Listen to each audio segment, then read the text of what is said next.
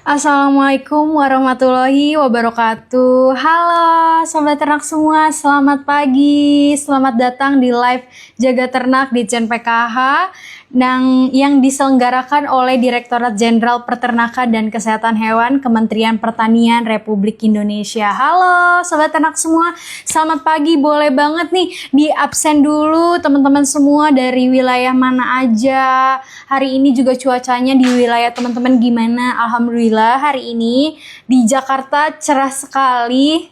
Nah, jadi memang hari ini teman-teman boleh banget tanya-tanya di kolom komentar karena aku akan live streaming bersama BVET Maros, Sulawesi Selatan. Depok hadir, halo. Nah, jadi hari ini kita akan membahas percepatan pengendalian penyakit mulut dan juga kuku yang seperti kita ketahui PMK kan menjadi tantangan besar ya bagi peternak dan juga di Indonesia ini tuh banyak banget wilayah yang sudah mencoba mencegah dan menanggulangi wabah ini. Nah, salah satunya yaitu Kabupaten Maros, Sulawesi Selatan. Makassar hadir, halo. Dari Polewali Mandar, Mendung. Oke, sobat semua, hari ini aku akan membahas mengenai pengendalian PMK bersama BVET Maros. Nah, di sini kita akan bersama Bapak Kebalai, Pak Agustia dan juga Ibu Hana sebagai Ketua Kelompok Veteriner BVET Maros. Nah, di sini kita akan berbagi pengalaman sekaligus mengetahui nih strategi dengan menekankan penyebaran PMK di Sulawesi Selatan. Oke Sobat Ternak, boleh banget siapkan pertanyaan di kolom komentar, nanti kita akan membahas bersama narasumber. Nah, memang juga kenapa kita live setiap hari di Ditjen PKH ini, di live Jaga Ternak, kami berkomitmen untuk memberikan informasi dan juga transparansi kepada masyarakat. Di live Jaga Ternak adalah bagian dari komitmen kita untuk memastikan nih seluruh peternak mendapatkan informasi terbaru seputar kesehatan hewan dan jangan sampai ketinggalan karena kita akan live setiap hari di jam 10 pagi. Setiap hari dari hari Senin hingga Jumat di jam 10 pagi. Oke, Sobat Ternak semua pasti udah gak sabar ya. Kita akan live streaming bersama Bapak Kabalai dan... Tunggu sebentar ya Sobat Ternak semua. Mohon ditunggu. Wah, sudah masuk, sudah bergabung ya Bapak? Halo Ibu Hana, halo Bapak, selamat pagi, Assalamualaikum warahmatullahi wabarakatuh. Waalaikumsalam. Selamat pagi. Selamat pagi Bapak dan Ibu. Bu Hana, suaranya sudah terdengar jelas saya di sana? Sangat jelas Mbak Nabila. Oke, Bapak sudah terdengar jelas ya? Terdengar. Saya mohon izin, saya lagi mobile karena ada beberapa tempat saya kunjungi pemantauan PMK di lapangan dan investasi sapi perah. Oke, lanjut Pak Nabil. Oke, Bapak Ibu apa kabar nih hari ini? Alhamdulillah harus sehat. baik, harus sehat. Alhamdulillah. Tetap semangat ya untuk bertugas ya hari ini Bapak Ibu ya. Iya. Semoga sehat selalu Bapak Ibu semua. Kira-kira di Maros itu jam berapa nih Pak Ibu? Kalau sekarang jam... kami kan satu jam lebih duluan kami dengan waktu Jakarta. Kita sudah jam 11. Jam 11. Ibu mohon maaf ini ada teknis karena kameranya terbalik. Ibu Terbalik ya? Udah. Masih. Oke. Ya. Nah, kalau misalnya cuaca di sana kan lagi mendung terus atau enggak nih Bapak Ibu? Kalau posisi saya kan sekarang di daerah Toraja, tanah Toraja agak mendung-mendung, tadi malam hujan lebat. Maros gimana Bu Dokter Hana? Ya. Maros tadi pagi kita hujan juga ya, semalam juga lebat. Tadi pas kita masuk di setengah 8 pagi itu hujan deras. Ya sekarang masih mendung. Oh masih mendung. Iya. Tapi dengan cuaca yang dingin ini semoga Bapak Ibu tetap sehat ya, tetap semangat menjalankan aktivitasnya ya Bapak Ibu. Ya, terima kasih Mbak Nabil. Pasti kami terus semangat. Seperti arahan pimpinan, tidak ada hari libur, tidak tanggal merah, segala situasi kita harus terus untuk mengejar pengendalian penyakit hewan di wilayah tugas kami. Mbak Nabil. Tetap semangat, luar biasa sekali Bapak. Nih Bapak Ibu kira-kira udah pada sarapan belum nih untuk berangkat dinasnya nih? Oh, ya sudah Mbak Nabil, Bu Hana juga. Sudah Bu Hana? Kira-kira kalau di sana Pak makanan Kepala Balai favorit tadi sarapan apa? Nah, kalau di kami di sini Mbak Nabil, sarapan kami itu ada nasi kuning, ada goreng-gorengan. Kalau pagi ya Mbak Nabil, tapi ini Oh kan kalau sudah jam pagi. 11 nih. Kok jam 11 Makan sudah siang. sudah sudah sudah muncul menu Coto Makassar. Oh, kalau di Maros Ibu makanan favoritnya apa nih sarapan paginya biasanya? Tong Medan. Kalau di Maros ya, Maros tadi kita sarapannya ubi rebus, ubi rebus. Oh, ubi rebus. Oke, baik. Berarti ini Bapak ingin on the way ke kandang, Pak? Iya, ada kunjungan mau di Endrekang, satu kandang dan lahan untuk investasi sapi perah Mbak Nabil. Berarti memang lagi sibuk mengawasi ternak-ternak di sana ya, Pak? Betul, betul, betul. Kira-kira kondisi sapi di sana bagaimana, Pak, saat ini? Kalau untuk kondisi penyakit sehari alhamdulillah masih terkendali, termasuk juga PMK. Termasuk juga PMK, sudah mulai terkendali. Cuman letupan-letupan 1-2 kasus masih ada juga Mbak Nabil. Nah, apakah sudah mendapatkan vaksin nih, Pak, di sana? Oh, ya, kalau kami ini kan mewilayahi 8 provinsi. 2 provinsi itu zona hijau, yaitu Maluku dan Maluku Utara. Tapi seluruh provinsi di Sulawesi ini ada kejadian PMK 1-2 dan itu semua sudah terdistribusi dia punya vaksin PMK-nya, Mbak Nabil. Oke, baik. Nah, boleh nih Pak, sedikit Pak Kabalai jelaskan UPT di Maros dan kira-kira ada program unggulan aja sih, unggulan apa aja sih Pak Kabalai di sana? Kalau kami di BBVet Maros secara keseluruhan kami ini kan sebagai lab penguji. Di luar konteks PMK, kami harus bertanggung jawab terutama rujukan untuk pengujian penyakit brucellosis dan antrak Mbak Nabil. Untuk yang secara keseluruhan tugas misi BVET Maros ya. Tetapi dalam pengendalian penyakit PMK, kami juga terus melakukan pemantauan terhadap teman-teman di seluruh provinsi yang mendapat alokasi vaksinasi PMK untuk dilaporkan. Itu Mbak Nabil. Oke, baik. Nah, Pak, kalau misalnya untuk kejadian PMK ini kan sudah melandai di beberapa wilayah, bahkan Ya. ada kasusnya 0 di Sulawesi itu bagaimana, Pak? Ya, itu dia saya katakan bahwasannya sebenarnya kan penyakit PMK ini kan sudah masuk kategori endemis. Artinya kejadian-kejadian itu ada terus terjadi 1-2 dan itu teman-teman di seluruh provinsi di Sulawesi saya berterima kasih sekali. Mereka sangat antisipatif ketika ada laporan langsung mereka lakukan kunjungan dan melakukan tindakan terapinya. Dan alhamdulillah tingkat kesembuhannya jauh lebih cepat dibandingkan kejadian PMK yang sebelum-sebelumnya Mbak Nabil, sehingga angka kejadiannya terus melandai. Beberapa daerah sudah mulai tidak ada laporan kejadian lagi Mbak Nabil. Oke, luar biasa. Alhamdulillah berarti sudah, insya Allah semoga aman ya Pak ya di sana ya. Amin. Ya, Peternakannya. amin. Ya. Oke, baik. Ini Bapak ingin menuju ke sana ya. Berarti ini akan Ya, dialihkan ya. oleh Ibu Hana, betul? Iya, betul ya. Saya mau izin Mbak Nabil, Bapak sekalian, teman-teman sekalian yang live hari ini, saya off dulu karena sedang di on the way ke lokasi. Dan lanjut dengan Dr. Hana di BVET Maros. Oke, baik Bapak. Terima kasih. Oke. Hati-hati di jalan ya Pak Kabalai. Ya, Selamat baik, pagi. baik. Assalamualaikum Selamat pagi. Pak. Salam wabarakatuh.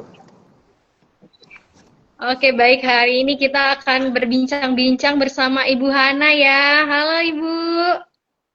Halo Mbak Nabil. Oke, nanti akan mau tanya-tanya nih sama Ibu Hana.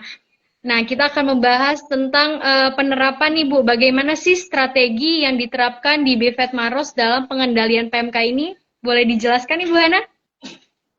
Jadi strategi kita sebagai unit pelaksana teknis ya, salah satu di wilayah timur Indonesia, kita membawahi 8 provinsi di wilayah kerja kita, termasuk Pulau Sulawesi, Maluku, dan Maluku Utara. Nah, strategi pengendalian kita tentunya kita tetap berkoordinasi dengan dinas peternakan yang mempunyai fungsi peternakan dan kesehatan hewan di wilayah kerja.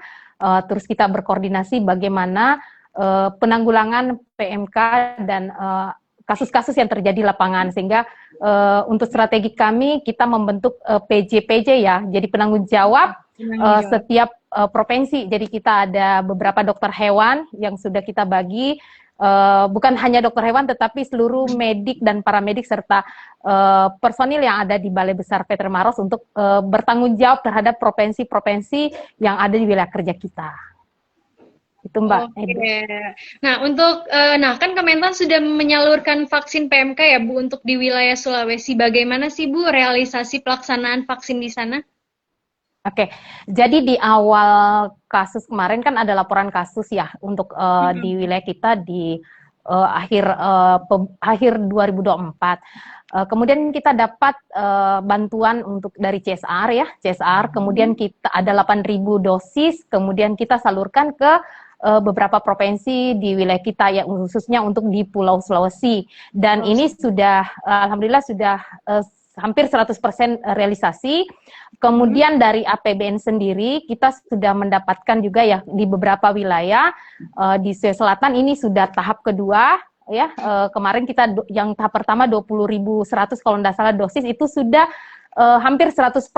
Bahkan ada kabupaten yang sudah minta lagi karena mereka sudah vaksinasi sampai 100% ya. Dan ini sudah mereka lakukan untuk tahap kedua. Kemudian untuk Gorontalo sendiri ada 3.800 dosis dan itu sudah hampir terrealisasi juga 100%. Kemudian Sulawesi Tengah tadi ada laporan dari Ibu Kabid juga itu sudah hampir 100%. Kemudian Sulawesi Utara ini masih untuk tahap pertama dan Sulawesi Tenggara bahkan yang tidak ada kasus itu sudah tahap kedua sekarang dan sudah mereka sudah melakukan vaksinasi di lapangan karena bulan depan kan Mbak ini sudah puasa ya bulan Ramadan sehingga paling tidak akhir Februari ini mereka teman-teman di lapangan berjibagu untuk melakukan vaksinasi gitu. Oke, berarti alhamdulillah hampir 100% ya Bu ya. Udah ya rata semua ya untuk pembagian vaksinnya ya. Betul. Nah, kalau misalnya di Sulawesi ditargetkan nggak untuk menjadi zona hijau PMK, apa sih Bu langkah konkret yang telah dilakukan untuk mencapai target tersebut? Tentunya tetap bagaimana cover vaksinasi sampai 80%, kemudian teman-teman di lapangan berusaha untuk menyelesaikan program vaksinasinya dan tentunya masing-masing kepala dinas ya dan dinas yang membidangi fungsi peternakan dan kesehatan hewan mengambil langkah tindakan terkait bagaimana mereka mendapatkan free zone untuk masing-masing daerah ya. Itu yang mereka lakukan, Mbak. Oke, baik. Nah, kalau misalnya seberapa besar nih, Bu, peran peternak untuk mendukung program vaksinasi? Apakah ada kendala di lapangan, Bu, yang dihadapi di lapangan? Kendalanya? Sampai saat ini, Mbak, malah peternak yang meminta untuk melakukan vaksinasi. Karena, mungkin belajar dari tahun 2022-2023 di mana agak susah dan banyaknya kematian ternak, kemudian dampak ekonomi tentunya dari penyakit mulut dan kuku ini sehingga banyak peternak yang meminta langsung kepada petugas untuk pelaksanaan vaksinasi. Nah, ini untuk pelaksanaan vaksinasi masih bantuan dari APBN tetapi diusahakan mereka juga tentunya ya bagaimana mereka bisa mandiri untuk pelaksanaan vaksinasi ini gitu.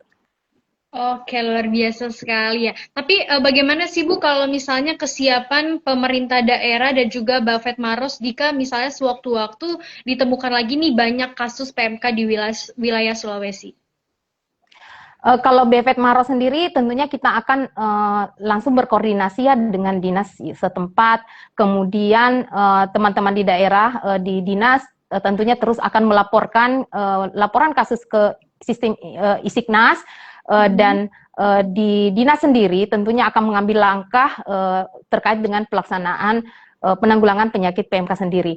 Saya lihat bahwa pemerintah daerah di seluruh provinsi di wilayah kerja kita sangat antusias terhadap penanggulangan penyakit mulut dan kuku ini. Apalagi kan ternak unggul ya di Sulawesi Selatan, di provinsi di Sulawesi Selatan dan seluruh Sulawesi itu adalah dari ternak sapi, kemudian kerbau, ada kambing, dan itu sangat menunjang untuk perekonomian tentunya di Sulawesi Selatan dan di seluruh provinsi yang ada di Pulau Sulawesi.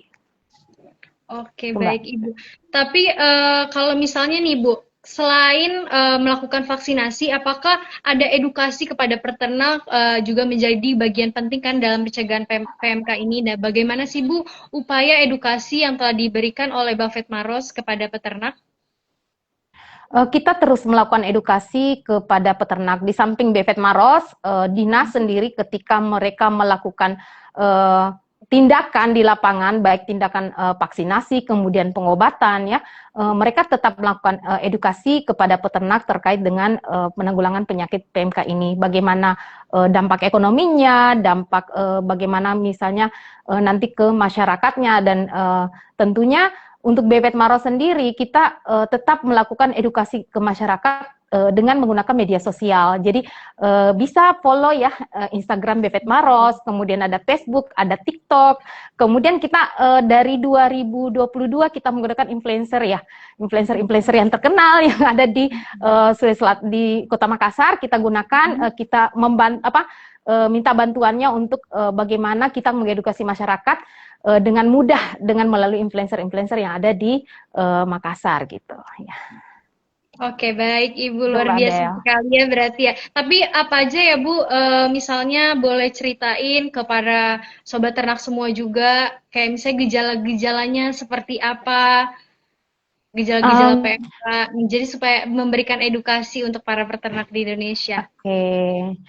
Jadi gejala untuk penyakit mulut dan kuku masih sama dengan yang gejala di 2022 ya. Jadi peternak itu melaporkan bahwa ada hipersalivasi, itu air liur yang berlebihan, kemudian gusi ya, ada sariawan, kemudian tentunya ada luka di kaki ya. Kemudian ada beberapa memang demam itu yang gejala klinis yang terlihat pada ternak yang terinfeksi dari virus penyakit mulut dan kuku. Oke. Itu Mbak ya. Nah Ibu, aku juga mau tanya nih, gimana ya Bu kira-kira kalau misalnya para peternaknya tidak mau divaksin untuk hewan ternaknya, itu bagaimana Ibu? Nah, itu yang menjadi menjadi tantangan tersendiri buat petugas di lapangan sebenarnya, bagaimana kita mengajak masyarakat untuk memvaksinasi hewannya, ternaknya. Jadi disinilah bagaimana kita ada pendekatan sosial ya, pendekatan bagaimana kita mendekati mereka untuk memberikan pengertian bahwa dengan vaksinasi PMK itu sangat penting untuk menjaga ternak dari virus penyakit mulut dan kuku. Jadi ada misalnya kayak di lapangan kita pakai bahasa daerah yang ada, misalnya yang di Bugis kita pakai bahasa Bugis, yang di Makassar kita pakai bahasa Makassar, yang di Mandar kita pakai bahasa Mandar, petugas-petugas tentunya ya. Jadi bagaimana kita mengajaklah masyarakat untuk melakukan vaksinasi terhadap ternaknya untuk menjaga dari infeksi dari penyakit mulut dan kuku. Itu Mbak. Oke, luar biasa banget ya Ibu. Nah, tapi kalau misalnya di Maros ini tuh memiliki inovasi atau teknologi tertentu nggak Ibu dalam pengendalian PMK? Kemarin sebenarnya kita sudah kerjasama dengan Direktorat Kesehatan Hewan. Kami diajarkan untuk ini terutama untuk vaksinasi ya. Vaksinasi kita melihat dari JIS ya, kalau nggak salah JIS itu teman-teman kemarin kita sudah ikut ikut pelatihannya terkait dengan plot daerah-daerah mana yang sudah positif, sehingga untuk pelaksanaan vaksinasi kita bisa lihat daerah-daerah mana yang negatif, yang jauh dari yang desa-desa mana yang tidak tertular, sehingga kita bisa melakukan vaksinasi di daerah itu. Jadi kita kemarin sudah bertemu dengan teman-teman di seluruh PJ yang ada di Befet Maros, kemudian kita bertemu dengan teman-teman di provinsi, sehingga nanti kita bisa petakan ya, kita memetakan daerah-daerah yang positif, kemudian daerah desa-desa yang negatif, sehingga kita bisa fokus melakukan vaksinasi yang di desa-desa negatif itu. Oke, baik. Nah, Ibu, ini ada yang tanya dari netizen, berapa lama masa inkubasi virus PMK? Inkubasi. Jadi inkubasi virus itu bisa sampai 14 hari ya. 14 hari bisa terdeteksi dengan beberapa pengujian. Jadi sampai 14 hari itu inkubasi. Kemudian hewan carrier itu bisa sampai berapa tahun ya, berapa tahun sampai 6 tahun mungkin bisa sampai 6 tahun itu carrier. Jadi sebenarnya kalau dalam pengendaliannya tetap dalam melakukan vaksinasi ya. Kemudian kalau misalnya yang sakit kita lakukan pengobatan, tapi yang pasti bagaimana kita mencegah penyakit mulut dan kuku melalui vaksinasi. Itu yang penting. Jadi kalau misalnya sudah terkena itu tentunya bisa menjadi carrier atau penular bagi hewan-hewan ternak yang sehat lainnya, sehingga betul-betul dengan vaksinasi, peningkatan biosecurity itu penting untuk kita lakukan di lapangan. Ya. Oke, nah tapi selain melakukan vaksinasi, apa aja nih Ibu protokol biosecurity yang harus diterapkan di peternak agar virus penyebaran PMK ini tidak masuk? Jadi biosecurity yang kita lakukan tentunya kita pisahkan ya terutama untuk personil misalnya peternaknya jangan berkunjung ke kandang peternak lain ya yang memang hewannya sudah sakit, kemudian kita ke hewan kita yang sehat gitu kan. Nah itu harus kita jaga biosecurity-nya. Kemudian bagaimana sebelum masuk ke kandang paling tidak kita terapkan zona biosecurity ya, zona yang hijau, zona kuning, zona merah ya, itu yang paling penting sebenarnya kita biosecurity di peternakan. Terus disinfeksi tentunya ya di sekitar kandang, kemudian bagaimana kita menjaga biosecurity di lingkungan kita. Itu yang penting Mbak Adel. Baik. Nah, tapi bagaimana nih Bu Bafet Maros memastikan bahwa koordinasi yang dilakukan Dinas Peternakan dan peternak dalam upaya pencegahan PMK-nya? Sampai saat ini kan kami memantau juga teman-teman di lapangan dalam pelaksanaan vaksinasi. Mereka cukup sangat kan karena memang sebagai pelayan masyarakat ya kita petugas lapangan sebagai pelayan masyarakat.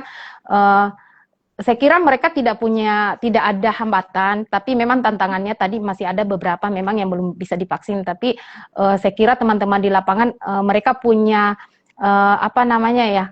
punya sesuatu yang mereka bagaimana supaya peternak ini bisa berkomunikasi dengan petugas ketika ada ternak yang sakit, kemudian bagaimana mereka menjaga hubungan dari awal sampai sekarang, sehingga untuk pelaksanaan vaksinasi itu tidak ada kesulitan untuk pelaksanaan vaksinasi di lapangan. Oke, baik. Nah, Ibu, ini ada yang nanya juga dari netizen, apakah sapi yang terkena PMK bisa dikonsumsi?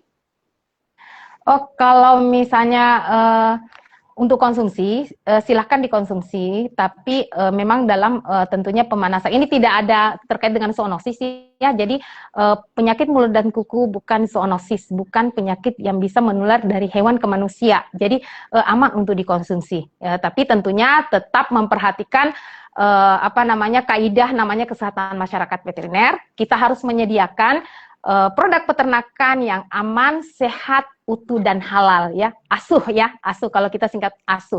Jadi tetap kita memperhatikan walaupun memang tidak ada dampak zoonosisnya penyakit PMK ini, tetapi setiap penyediaan bahan asal hewan ya, misalnya daging dan sebagainya, itu kita tetap memperhatikan kaidah-kaidah dari kesehatan masyarakat veteriner. Ya. Oke, baik. Berarti sebenarnya untuk konsumsi daging dari PMK ini biar cara mengelola masaknya itu lebih baik ya Ibu, kalau misalnya kita mau makan daging dari sapi yang terkena PMK. Sebenarnya sih semua Mbak, semua. Jadi bukan hanya PMK, tetapi kan kalau PMK tadi saya bilang bahwa bukan zoonosis, tetapi tetap kita ketika kita menyediakan bahan pangan asal hewan, kita tetap memperhatikan kaidah dari aman, sehat, utuh dan halal. Jadi keamanan dan mutu produk hewan itu sangat penting ya, kita harus perhatikan. Makanya biasanya kalau sumber-sumber untuk pemotongan hewan ya, pemotongan hewan itu harus dari dari pemotongan hewan yang ber-NKV misalnya, yang sudah ditetapkan oleh Direktorat Jenderal Peternakan dan Kesehatan Hewan. Bagaimana misalnya sumber dari pangan asal hewan itu kita konsumsi itu dari mana saja. Nah, itu harus kita juga perhatikan. Jadi mutu dari produk dan keamanan pangan. Ya. Oke, nah berikutnya ini ada pertanyaan dari netizen juga, berapa kali sapi perlu divaksin PMK? Oke, jadi sebenarnya kan kita harus seperti tahun sebelumnya ya, kita vaksinasi kan ada diminta untuk booster ya, booster misalnya kalau ini 6 bulan sekali, biasanya 6 bulan sekali kita lakukan vaksinasi kembali untuk menghindari terjadinya infeksi virus penyakit mulut dan kuku di lapangan. Nah ini kejadian tahun 2023 ya 2023 kita sudah vaksinasi, 2022 kita vaksinasi, kemudian di lapangan itu teman-teman sudah tidak melakukan vaksinasi lagi di 2024 sehingga muncul outbreak kembali di 2024 ya muncul kembali. Jadi karena tidak dilakukan vaksinasi lagi. Nah, sebenarnya kan vaksin harus kita lakukan berulang minimal 6 bulan sekali. Ya, ada beberapa tergantung dari kita lihat label vaksinnya. Label vaksinnya seperti apa? Apakah mengharuskan 6 bulan sekali atau seperti apa? Jadi tetap kita lihat dari label vaksin yang kita pakai, ya. Gitu. Oke, nah ada yang bertanya lagi Bu, netizen, bisakah PMK diobati pakai obat tradisional selain melakukan vaksinasi? Nah, kalau untuk pengobatan sendiri kan memang sudah ada beberapa tadi kembali bahwa PMK itu adalah virus ya. Virus itu sebenarnya kan tidak bisa diobati, hanya bisa dilakukan pencegahan dengan vaksinasi.